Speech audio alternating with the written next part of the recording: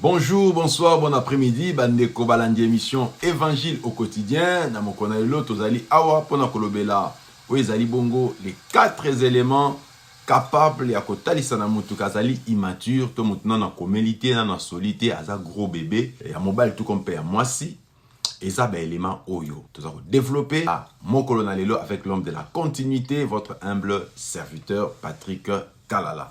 Élément liboso ezali baza ba impressionniste, c'est-à-dire bato oyo bangi telisa na baninga ke baza na ba moyen to baza na misolo nzokande baza na yango te.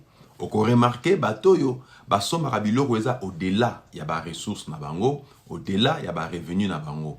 Au moins ndeko na ngata mokolo na anniversaire, moto akende kosomba elamba moko ya valeur makasi, des fois même ko s'endetter pas na bato, tout simplement pour que jour anniversaire na ye aza na ba vêtements somptueux pe a impressionner bato balula ye bakanisa comme ça na standing ya vie malamu nzokande pasi na pasi mawana mawa ndeko na ngozo kominyokola yo moko. Ça c'est une sorte d'immaturité. Au moins sur ma téléphone ya cher au-delà ba moyen na ye aluka mutu ka ya cher oza na pasa ko futa des fois pe akomi ko baby sa même ka crédit score na ye pona nini tout simplement ali ko mitalisa na bato kazana ba misolo ebele nzokande azana eloko moko te ya malonga oza kominyo ko la pambandeko. C'est une preuve d'immaturité. Deuxième élément ekotalisa immaturité zali nini tolanda. Deuxième élément pour reconnaître que mutu azali immature ezali que mutu aza toujours na tendance à remettre responsabilité avec échec na ye na mitu ya bato misusu.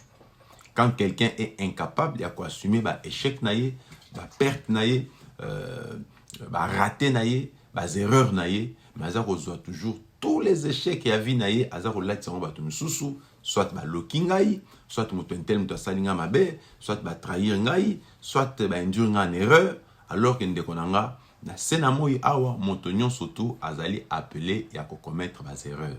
Ceux qui ont croire que ils vont commettre des erreurs, soit aux aliments, soit dans nos botamité, soit peu aux salariés qui ont morté dans la vie. Mais tous ceux qui sont appelés à tenter dans la vie, que ça a des choses merveilleuses, il faut s'attendre à commettre des erreurs.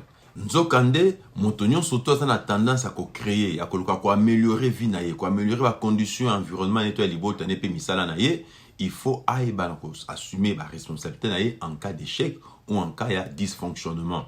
La Bible dit nous sommes créés à l'image de Dieu. Tout le monde même nzambe na création mokili et a constaté que ma belé ezaki na forme té, ezaki pe vide, pe ezaki na molili na surface ya abîme, nzambe alatsaki lisumu o na satan té, to na moto mususu songoloté directement à se mettre na réparation. Yaya, ce que bandi ko apprendre, ko réparer ba erreur na yo, to ba erreur na yo ya lobby et ungo sungo comme école d'apprentissage, aux ala mutu moko vraiment à l'image de l'Éternel. La Bible dit Dieu donna la forme à la terre, il remplit la terre qui était vide, puis à chasser ténèbres, c'est-à-dire à résoudre dysfonctionnement au exécutif na surface ya oya créaki. Ndekono na zolo banayo, yekola ko reconnaître ba erreur na yo, puis ko zo ba responsabilité ba échec na yo et ko sunga yo au rectifier, au modifier, puis au corriger yango, c'est alors que tu as tendance ya ko avancer na vie puis à ko s'épanouir.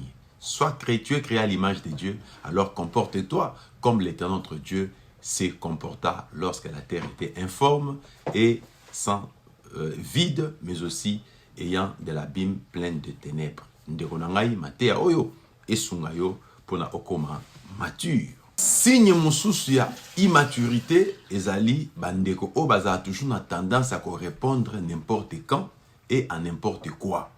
Ndeko na ngai ba yeko tumbola yo, ba yeko poser pe problème, ba yeko koluka ko diminuer yo, pe koluka ko agiter yo na cascade na ba réaction na yo, zala na maturité. Mon toi ça mature à répondre à n'importe quand, à répondre à n'importe qui, pe à répondre à n'importe comment. Ndeko na to même Yesu Masia, ba kende ko lobane que Lazare aza malade, a kende ko sunga pe ko pesa solution, to moni que Jésus a pesa qui réponse à ta moroté. Et nous avons été impoli, et nous avons été que Azan qui moyen à repérer sa réponse, mais tout le monde a fondé mon rené pour nous relobater. De Roland, tout le monde Jésus-Christ, à l'équisi Mikolo, pe à keko, au lieu de sika ko répondre, à keko pe sa solution à poser par acte. Et acte zakinini, la résurrection de Lazare. Pe tout le monde que résurrection, et ça lui impacte mingi. Pe tout le monde que réponse, où il y a Jésus qui lié à acte, il y a résurrection à Lazare. ezui impact pe eboti mbuma mingi koleka kutu réponse oke kopesa maloba. Elingi loba nini ndeko na ngai na ba question nyonso bapoza ko na vie na ba provocation to na ba défi nyonso ba vie ko présenter yo tu n'es pas obligé à répondre na maloba mais des fois misala to ba acte et pesaka ba impact pe botaka mbuma mingi koleka ba maloba oyo pa na ko répondre. Un adage dit on répond les imbéciles par le silence. Apprendre pe ndeko na rozala na silence, vous gardez silence, vous allez silencieux, vous gardez kimia na yo et répondre par des actions. On a action et ça impact koleka maloba loba moke mais sala ka ebele pe mokili oyo ba ndima yo penza mbeba na kotombola yo ndeko na ngai élément c'est kotalisa manque ya maturité ezali pe kozanga komitia na place ya baninga. Les immatures ne réfléchissent pas à la place des autres, ils ne se mettent pas à la place des autres, ils ne pensent pas à la place des autres. C'est-à-dire quoi? Mon toisa immature a bendra toujours dra nanga monaye en cas de problème, en cas d'incompréhension. Tout le monde n'a pas marié, tout le monde a couple, tout le fiancé, tout le amoureux. Au moins la ba zuma problème, mon na moko zo tomboka, azo bendra rido nanga monaye. Et nous on a ba les blessés ko kufa à cause de l'immaturité. Mais quand les gens sont mûrs, quand les gens sont matures, quand les gens sont responsables ils ont la capacité à moko na partenaire et à commettre na place à moninga pe ko réfléchir na sika ya moninga. En cas de problème, luka ko a raison na yo tchaona entre parenthèses pe omiti na place à moninga o loba soki ezalaki yo na sika na ye et que basali yo ndenge yo sali moninga na yo to partenaire na yo réaction na ngeza la ndenge nini. Ongeko kanisa ndenge nini, c'est alors que oyeba ko mitia na place na moto peut ko comprendre comme un niveau ya sali pe pourquoi azar aussi likato ko tombokela yo. Et soko réfléchir ndenge wana ne ozonso na kazaka na yo o lobi na partenaire na yo yaya c'est vrai limbi sangai parce que atanga pe ne sika na silika mais tala pe façon mosusu omone na makambo comment na kate na sens wana tala pe bisika na sali le cas où comprendre pe erreur na yo, c'est alors que les deux partenaires pourront se mettre d'accord. N'est-ce pas que la Bible dit deux personnes ne peuvent pas faire route ensemble s'ils ne se sont pas mis d'accord. Alors on doit apprendre na kokola zalaka mature à travers ma réaction en boy. Réfléchis et mets-toi toujours à la place de ton semblable.